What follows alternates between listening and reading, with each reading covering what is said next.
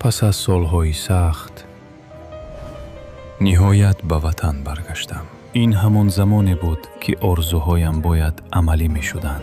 من دیگر همان جوان پیشینه نبودم. من تجربه داشتم. دلم تیز تیز می تپید.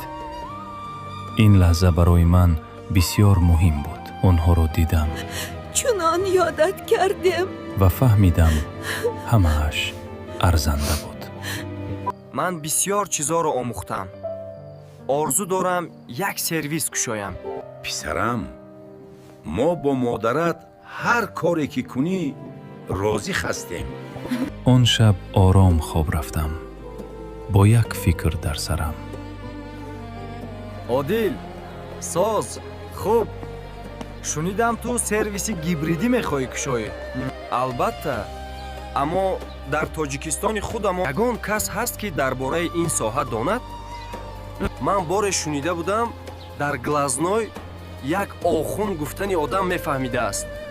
فهمو؟ من باید آغاز میکردم. به جستجوی راه برآمدم. این آخونش کی باشد؟ شاید کسی یابم. به یک سرویس کهنه رسیدم.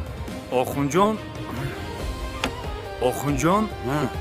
این نشودن دارد. من فهمیدم اینجا آغاز